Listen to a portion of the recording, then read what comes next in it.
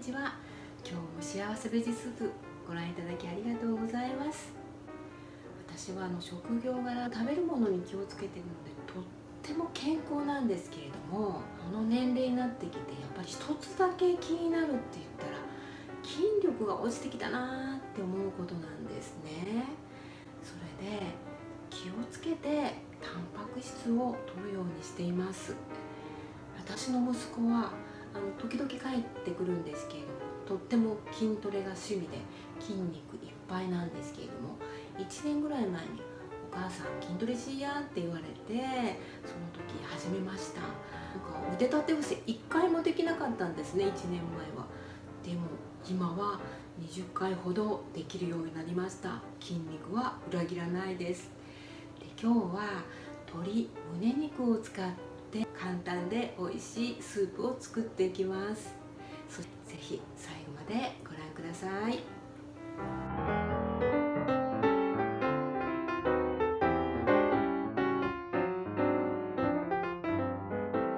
ではスープを作っていきましょう。鶏胸肉は皮を剥がしておきます。椎茸は生椎茸でもいいんですが、私はいつも買ってきて網戸越しに干し椎茸にしています。ビタミン D が増えていいですよ。パセリのビタミン C は野菜の中でもトップクラスです。ただの飾りにしておくのはもったいないので、たっぷりと使いましょう。大好きな生姜は今日は千切りにしました。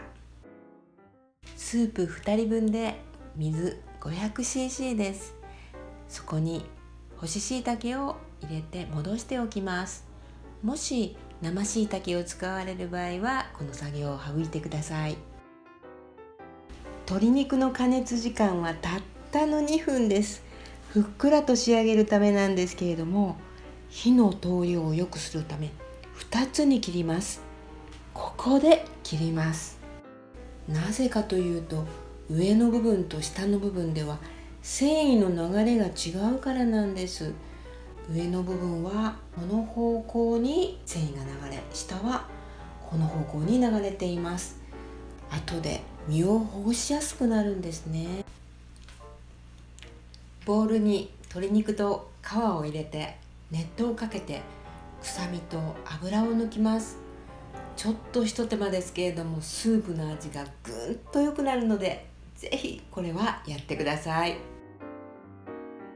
鶏皮にはコラーゲンのほか、鼻や喉の粘膜を強くして細菌やウイルスを体内に入ってくるのを防ぐナイアシンっていう栄養素が多いんですね。コロナ禍のこの時期、強い味方ですよね。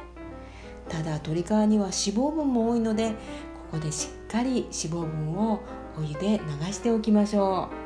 椎茸を30分ほどつけたら鍋に入れていきましょう。臭み消しに生姜を加えて鶏皮を入れます。うまみと臭み消しにお酒を加えて中火にかけていきましょう。沸騰したら火を弱めて鶏胸肉を加えていきます。加熱時間は2分ですよ。2分経ちました。火を消して蓋をして鶏が触れるくらいまで冷ましてください。ここがふっくらと仕上げるポイントです。身をほぐしていきます。火が通れば繊維の流れがよくわかりますね。私が筋肉をつけるのが大事だと思っているのは、筋肉がつけば自然と姿勢や動作が若々しくなるんですよね。年齢が上がるにつれここは大事です。年齢とともに腰痛や膝痛など悩むこと多くなってきますよね。筋肉がつけばそういった悩みからも解放される日が来るかもしれません。ダイエットをしている方、筋肉量が増えれば基礎代謝が上がってリバウンドしにくくなります。体脂肪が多い人に起こりがちないびきや睡眠時無呼吸症候群なんですけれども、その予防にもなります。椎茸は軸の硬いところを取って薄切りにします。鶏皮は細切りにしてください。スープに椎茸と鶏の皮を戻していきます。お塩と醤油で調味して、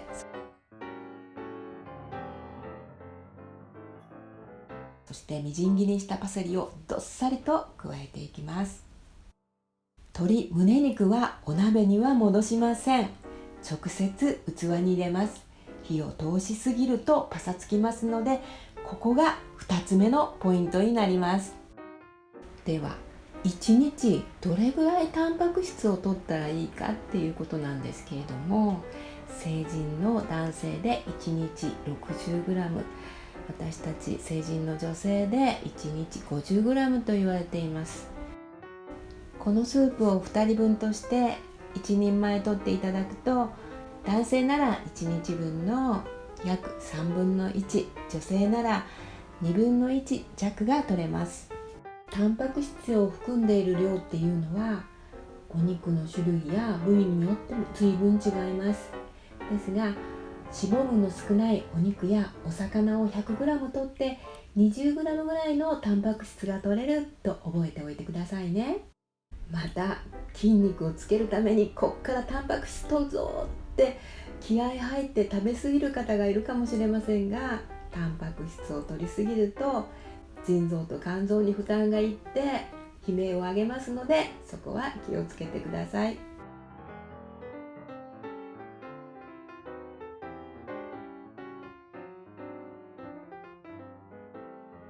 一人暮らしの私は1日目はスープで、2日目はご飯にスープをかけて鶏飯でいただきました。